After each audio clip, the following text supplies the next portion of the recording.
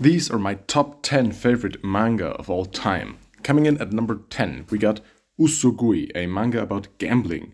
This manga is absolutely insane. It's pretty long and rather slow, but towards the second half of it, it's just banger arc after banger arc, all the way to one of the best conclusions in all of manga. It's pretty worth it.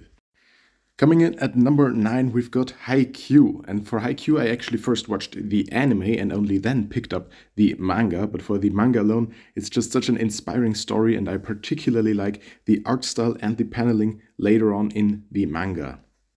Number 8, Kingdom. Well, it might have taken me more than 2 years to actually catch up to Kingdom, but it was definitely worth it, since the manga has grown a lot on me since then. It's still going strong, and every week a new banger chapter drops, so I can definitely see it ending up even higher on this list. Number 8, Kingdom. Coming in at number 7, we got a true classic, Berserk. One of the first manga I actually read, and for a long time it was in my top 3, but it doesn't hold up as good as some of the others, for me personally. Guts is still one of my favorite characters of all time, but ever since Kento Romiura sadly passed away, it's just not the same anymore, so number 7 for Berserk. Coming in at number 6, we got Billy Bat, which is an absolutely underrated masterpiece. Naoki Urasawa is probably my favorite manga artist of all time, and with Billy Bat, he has created such a unique and also ambitious story that still manages to remain a single coherent whole and come together amazingly in the end. I highly recommend you read this one. Starting the top 5 with Golden Kamui. I also first watched the anime for this one, but then went ahead and started at chapter 1 of the manga, and I'm so glad I did. It's such a fun and also heartwarming story with many great characters and a really interesting and unique cultural undertone.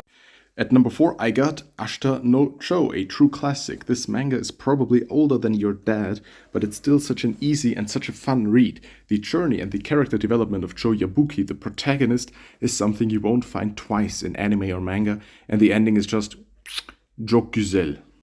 At number 3, I got 20th Century Boys, another Naoki Urasawa manga, and this is without a doubt his best work. What makes it so special is simply the sheer humanity found within its characters, from Kenji and Kanna, Joji, Tsune, and of course the antagonist here on this volume cover, Friend. My number 2 favorite manga of all time is One Piece. I actually first watched One Piece in 2020, and it took me exactly 100 days to catch up with the anime, and only after that did I pick up the manga. I still prefer the anime over the manga overall, mostly because Oda has become pretty lazy and messy with his paneling and art style, but that can't change the simple fact that One Piece is probably the greatest story ever told. Number 2 for me.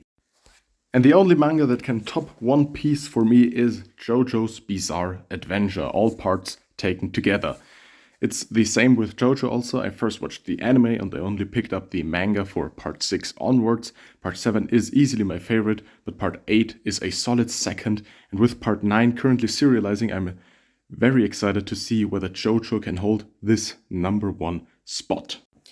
Thanks for watching, guys. I'm a huge fan of anime and manga, so I just wanted to make a post talking about those as well, and maybe some more in the future. Let me know what some of your favorite anime or manga are in the comments, and I'll see you next time.